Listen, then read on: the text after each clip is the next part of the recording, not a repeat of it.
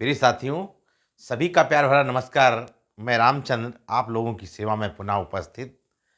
आज हम पढ़ेंगे कृषि अर्थशास्त्र में पहला अध्याय अर्थशास्त्र का परिचय। तो कृषि अर्थशास्त्र में क्यों जरूरत पड़ी अर्थशास्त्र की? जैसे कहा जाए, अर्थशास्त्र जो है धन का विज्ञान है।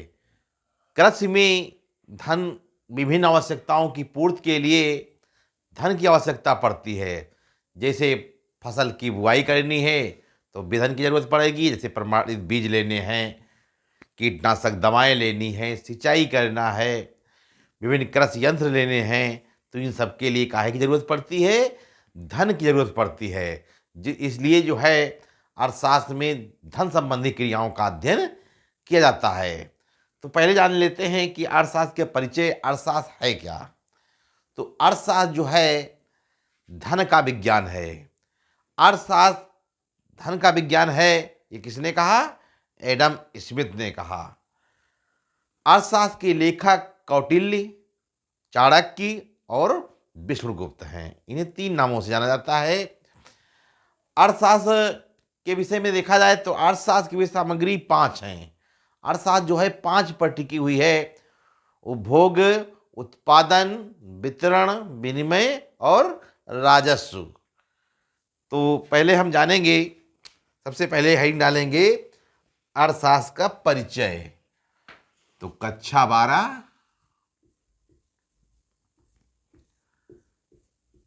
कृषि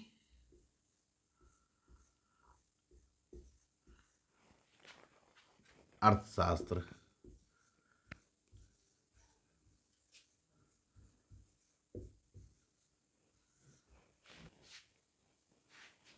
तो कक्षा 12 कृषि अर्थशास्त्र, और उसमें सबसे पहला लेक्चर होगा अर्थशास्त्र का परिचय। हेडिंग डालेंगे अर्थशास्त्र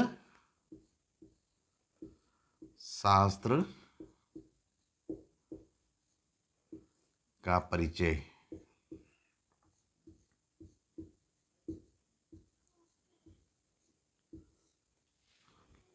तो अर्थशास्त्र है क्या? विभिन्न आवश्यकताओं की पूर्ति के लिए। आवश्यकताएं कैसी हैं? आवश्यकताएं अनंत हैं और अनंत आवश्यकताओं को पूरा नहीं किया जा सकता है। तो उसके लिए हमें क्या जरूरत पड़ती है? सीमित साधनों की जरूरत पड़ती है। और सीमित साधन मानव के पास हैं। साधन असीमित नहीं हैं, लेकिन आवश्यकताएं कैसी हैं? असीमित हैं। जैसे ही एक आवश्यकता की पूर्ति होती है, नई आवश्यकता का जन्म होता है। तो आवश्यकताएं बढ़ती जाती हैं। तो इसीलिए कहा गया आवश्यकताएं कैसी हैं? अनंत हैं। तो ऐसी स्थिति में हम मानव के पास साधन कैसे हैं? सीमित हैं। तो उसे सीमित साधनों में ही काम चलाना पड़ता है। तो सबसे पहले हम जान लेते हैं कि अर्थशास्त्र में जैसे देखा जाए, अर्थशास्त्र में जो है व्यक्ति अर्थशास्त्र में क्या करता है? जैसे उद्योग लगाता है, धन कमाने के लिए वस्तुएं को खरीदता है, बेचता है, सेवाएं करता है। सेवाएं क्यों करता है? धन कमाने के लिए। जैसे एक डॉक्टर की सेवा, एक वकील की सेवा और एक अध्यापक की सेवा। तो ये सब क्या है? सेवाएं। और सेवाएं लोग क्यों करते हैं? धन को कमाने के लिए सेवाएं करते हैं। तो इसके बाद में हम जानेंगे कि आर्थिक क्रिया। तो क्रिया जानेंगे। अर्थशास्त्र में क्रियाएं 2 प्रकार की होती हैं: आर्थिक क्रिया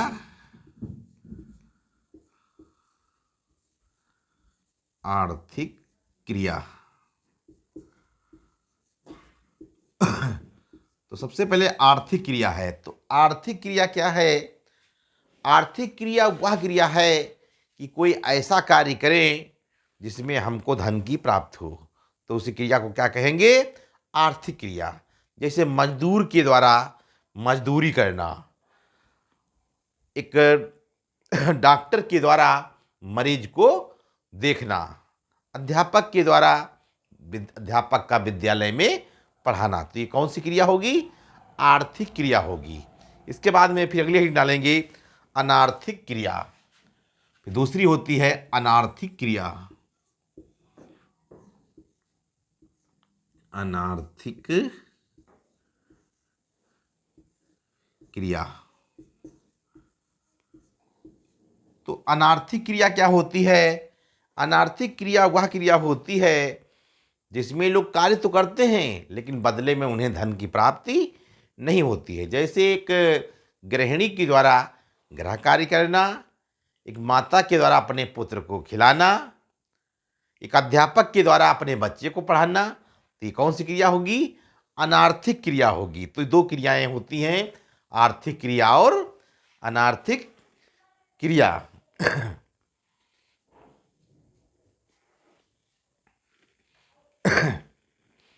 सॉरी। इसके बाद में अर्थशास्त्र की परिभाषाएं, वही डाल देंगे अर्थशास्त्र की परिभाषाएं।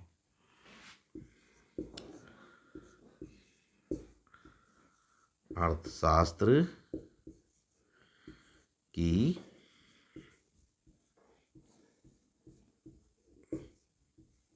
परिभाषाएं।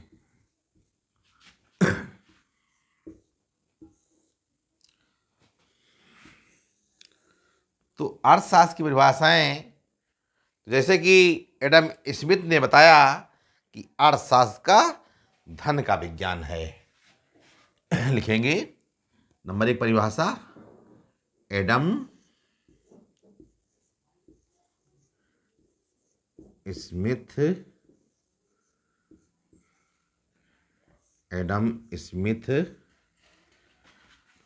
के अनुसार।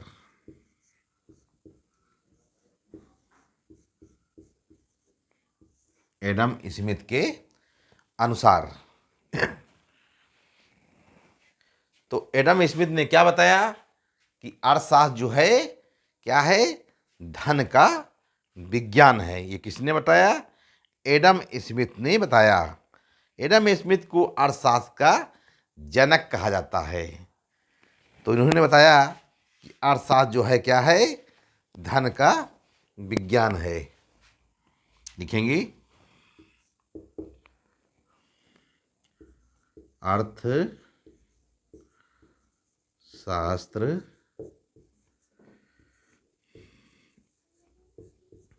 धन का विज्ञान है।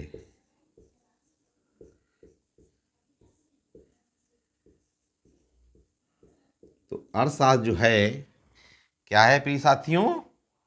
धन का विज्ञान है।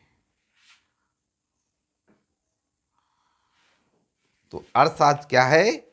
अर्थशास्त्र जो है धन का विज्ञान है। ये किसने कहा? एडम स्मिथ ने कहा। अर्थशास्त्र एक ऐसा विषय है जिसमें बिना धन के अर्थशास्त्र की कल्पना नहीं की जा सकती। तो ऐसा कोई क्षेत्र नहीं है जहाँ धन काम में ना आता हो, क्योंकि धन के द्वारा ही वस्तुएं और सेवाएं मिलती हैं। तो इसलिए धन देखा जाए बहुत ही महत्वपूर्ण है। धन की संबंधी परिभाषाओं की विशेषताएं देखा जाए तो धन पर अधिक बल। एडम स्मिथ ने बताया कि धन ही सब कुछ है। अर्थशास्त्र में केवल धन का अध्ययन किया जाता है, अर्थात अर्थशास्त्र की सामग्री केंद्र बिंदु क्या है? धन है। धन में केवल भौतिक वस्तुओं को ही शामिल किया जाता है, इसमें अन्य वस्तुओं को शामिल नहीं किया जाता है। सुख का साधन क्या है? धन है। धन ही एकमात्र सुख का साधन है। आर्थिक मनुष्य की कल्पना, इसमें बताया गया इनकी परिभाषाओं में कि जो मनुष्य जो है स्वाहित की भावना से प्रेरित होकर कार्य करता है, उस पर दीन धर्म दया का कोई प्रभाव नहीं पड़ता है। तो देखा जाए इनकी परिभाषा की आलोचनाएं की गई। तो आलोचनाएं अन्य अर्थशास्त्रियों ने की। आलोचनाएं क्या की? आलोचना का मतलब कमियां निकालना। कमियां निकालना क्या कहलाएगा? आलोचना कहलाएगा। आप भी जो भी परीक्षा में प्रश्नों को हल करेंगे उसमें जहाँ पर आलोचना पूछता है उसको आलोचना है डाल करके जरूर उसमें आप लोग लिखेंगे। तो आलोचना क्या है कि धन पर आवश्यकता से अधिक बल। जैसे धन पर आवश्यकता से अधिक बल दिया गया है तो ये ठीक नहीं है। क्यों? क्योंकि अगर मनुष्य का महत्व नहीं दिया जाएगा, जब मनुष्य ही नहीं होगा तो धन कौन कमाएगा।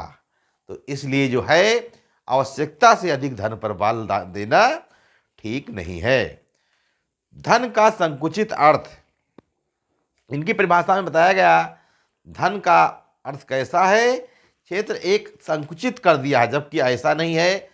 तो देखा जाए आधुनिक समय में डॉक्टर, वकील की सेवाएं, तो ये सब क्यों कुछ लोग सेवाएं करते हैं, धन को कमाने के लिए। जैसा कहा गया आर्थिक मनुष्य की कल्पना, तो आर्थिक मनुष्य की कल्पना में बताया गया जो लोग अपने स्वाहित की भावना से प्रेरित होकर कार्य करते हैं उस पर दीन धर्म का कोई प्रभाव नहीं पड़ता। तो ऐसा नहीं है, उसे धन कमाने के साथ साथ दीन धर्म और दया का भी ध्यान रखना पड़ता है।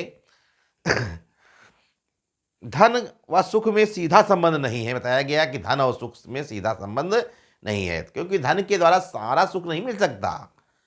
कुछ सुख जो है मानव के विचारों से मिलता है। जैसे कहा जाए अच्छा व्यक्तित्व, जिन व्यक्तियों का अच्छा व्यक्तित्व होता है, मिलनसार होता है, वो जीवन में हर जगह उन्हें पहचान मिलती है, हर जगह उन्हें सम्मान मिलता है, सब लोग उन्हें आदर की भावना से देखते हैं। तो देखा जाए मानव को कैसा व्यक्तित्व होना चाहिए, मिलनसार और आशावादी व्यक्तित्व मानव का होना चाहिए।